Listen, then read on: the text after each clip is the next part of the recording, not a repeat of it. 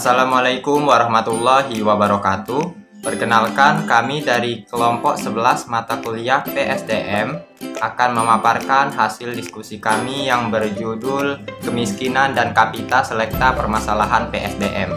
Adapun anggota kelompok kami yang terdiri dari saya sendiri, Riki Saputra, yang kedua ada Jiwanti Anjas Fitri, yang ketiga Elsa Oktaviani, yang keempat Ayu Wahyuni, dan yang terakhir Dela Afrita Ritanti. Baiklah, langsung saja materi yang pertama yang akan disampaikan oleh rekan saya. Baiklah, di sini saya akan menjelaskan tentang pengertian kemiskinan. Istilah kemiskinan muncul ketika seseorang atau sekelompok orang tidak mampu mencukupi tingkat kemakmuran ekonomi yang dianggap sebagai kebutuhan minimal dari standar hidup tertentu. Dalam arti sempit, kemiskinan dipahami sebagai keadaan kekurangan uang dan barang untuk menjamin kelangsungan hidup. Bagi para akademis, ahli statistik di BPS, dan pemerintah, kemiskinan didefinisikan dan dianalisis sebagai orang yang berada di bawah garis kemiskinan yang definisinya bervariasi. Selanjutnya, pengertian kemiskinan dalam arti luas adalah keterbatasan yang disandang oleh seseorang, sebuah keluarga, sebuah komunitas, atau bahkan sebuah negara yang menyebabkan ketidaknyamanan dalam kehidupan. Terancamnya penegakan hak dan keadilan, terancamnya posisi tawar dalam pergaulan dunia, hilangnya generasi, serta suramnya masa depan bangsa dan negara. Selanjutnya itu faktor-faktor penentu kemiskinan. 1. Tingkat pendidikan yang ditamatkan penduduk. Hasil penelitian tentang kemiskinan di Jawa menyimpulkan bahwa pengurangan kemiskinan diasosiasikan dengan meningkatnya pencapaian pendidikan dan peningkatan pendapatan dari tenaga kerja terdidik. Yang kedua itu pendapatan per kapita penduduk. Hasil penelitian Iradian yang dilakukan pada 82 negara untuk tahun 1965 sampai 2003 menunjukkan bahwa tingginya pertumbuhan pendapatan per kapita tidak akan terlalu berdampak apabila tidak disertai dengan perbaikan distribusi pendapatan. Perubahan pendapatan per kapita mempunyai pengaruh yang negatif terhadap kemiskinan. 3. Rasio ketergantungan penduduk. Faktor penyebab munculnya ketergantungan adalah adanya tingkat kelahiran atau fertilitas yang tinggi. 4. Pertumbuhan ekonomi. Pertumbuhan ekonomi yang tinggi yang selama ini dicapai oleh Indonesia ternyata tidak mampu mengurangi faktor penyebab kemiskinan. Pesatnya pertumbuhan ekonomi tersebut hanya bisa dinikmati oleh sebagian kecil orang Indonesia. Hal itu akan menimbulkan kemiskinan struktural di mana pertumbuhan ekonomi yang tinggi hanya bisa dinikmati oleh sebagian kecil orang kaya. Kelima yaitu presentasi tenaga kerja di sektor pertanian. Penelitian di Tonga yang menyatakan bahwa penduduk miskin di Indonesia umumnya bekerja di sektor pertanian dan mempunyai tingkat pendidikan SD ke bawah. Dan yang terakhir yaitu presentase tenaga kerja di sektor industri. Mengidentifikasikan bahwa pendapatan pekerja usaha kecil yang bekerja di sektor non-pertanian lebih besar daripada penghasilan tenaga kerja usaha kecil yang bekerja di sektor industri yang bergerak di sektor pertanian. Terima kasih. Baiklah, materi selanjutnya yaitu pengertian SDM. Apa pengertian SDM? SDM merupakan salah satu faktor yang sangat penting bahkan tidak dapat dilepaskan dari sebuah organisasi, baik institusi maupun perusahaan.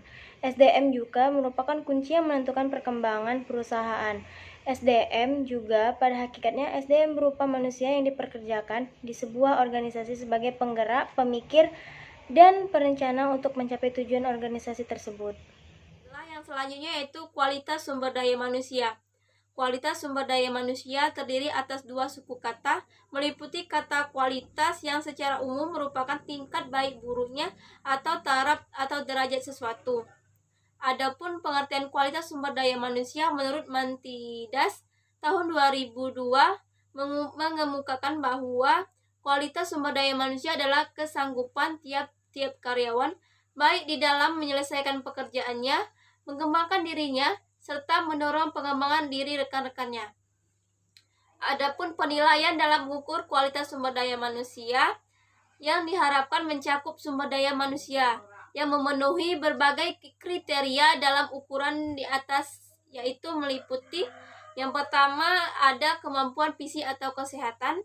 Kemampuan fisik adalah kemampuan tugas-tugas yang menuntut stamina, keterampilan, kekuatan, dan karakteristik serupa. Yang kedua yaitu kemampuan intelektual atau kecerdasan. Kemampuan intelektual adalah kemampuan yang dibutuhkan untuk melakukan berbagai aktivitas berpikir, menalar, dan memecahkan masalah. Yang ketiga yaitu kemampuan psikologis atau mental. Kemampuan psikologis atau mental adalah kemampuan yang berkaitan dengan etika, perilaku, sikap, serta fungsi mental manusia secara ilmiah yang biasanya dikaitkan dengan kemampuan seseorang untuk memberi penilaian baik buruk sesuatu keadaan atau kondisi di dalam melakukan pekerjaannya. Baiklah, materi selanjutnya yaitu bagaimana strategi pengembangan sumber daya manusia, di mana pengembangan kualitas sumber daya manusia ini memiliki 3 pengembangan. Yang pertama itu pengembangan rasio intelektual, di mana jalur ini lebih menitikberatkan pada pengembangan kualitas manusia, yang melalui pengembangan kemampuan berpikir atau rasio intelektual yang antara lain dilaksanakan melalui peningkatan kemampuan untuk menilai keadaan benar atau salah. Yang kedua itu pengembangan institusi batin, di mana pengembangan institusi batin ini berhubungan dengan pengembangan etika yang biasanya dikaitkan dengan kemampuan seseorang untuk memberi penilaian baik atau buruk suatu keadaan dan kondisi. Dan yang terakhir itu pengembangan fisik manusia. Pengembangan fisik manusia ini merupakan hal yang terpenting dalam pengembangan kualitas sumber daya manusia, karena dengan fisik manusia yang sehat, manusia akan dapat menghidupi dirinya sendiri. Yang selanjutnya akan menjurus pada jiwa yang sehat. Baiklah, materi yang selanjutnya mengenai kapita selekta permasalahan PSDM. Yang pertama, perubahan mendasar. Secara garis besar, masalah pokok yang berkaitan dengan pengembangan sumber daya manusia yang dihadapi oleh negara kita menjelang tinggal landas atau PJPT 2 adalah mengembangkan kuantitas dan kualitas sumber daya manusia dalam menghadapi dinamika perkembangan dunia yang cepat. Ini berarti tingkat pendidikan sebagai salah satu cara untuk meningkatkan kualitas sumber daya manusia harus terus dikejar, serta menciptakan kesempatan kerja yang mencakup pemanfaatan sumber daya manusia secara maksimal, sumber daya manusia yang memiliki tingkat produktivitas tinggi. Dalam PJPT 2 diperkirakan akan terjadi perubahan yang besar dan mendasar karena perubahan kondisi sosioekonomi dunia. Perubahan yang mendasar ini mencakup jumlah modal manusia atau human capital dan ketenaga kerjaan yang disebabkan oleh perubahan sosial ekonomi dunia yang cepat. Yang selanjutnya, pemecahan. Untuk menghadapi tantangan perubahan yang besar tersebut, tidak ada cara lain bagi bangsa Indonesia untuk bersaing dengan negara lain dalam penguasaan informasi, teknologi, dan pasar internasional. Cara yang sederhana akan tetapi sukar dan butuh waktu untuk dilakukan adalah mengubah secara mendasar sumber daya manusia Indonesia dengan mengubah potensi yang rendah menjadi sumber daya manusia yang berkualitas tinggi. Menjelang era tinggal landas, negara diambang industrialisasi, ada kriteria tertentu yang berkaitan dengan tingkat pendidikan. Mengutip pendapat Nong Muhajir, Tempo 25, 1992, masyarakatnya harus 100% tamat SD, 65% tamat SLTA, dan 35% berijazah perguruan tinggi. Dan dari 35% itu sebagian besar di bidang keahlian, sains, dan teknologi.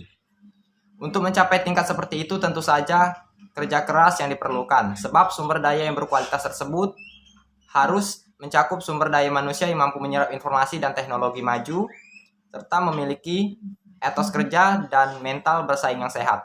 Langkah kemudian adalah menciptakan kesempatan kerja yang sesuai dengan kualitas tersebut. Terima kasih. Itulah hasil pemaparan materi yang telah kami sampaikan. Kurang dan lebihnya kami mohon maaf. Kepada Allah kami mohon ampun. Akhirul kalam wabillahi taufiq wal hidayah. Wassalamualaikum warahmatullahi wabarakatuh.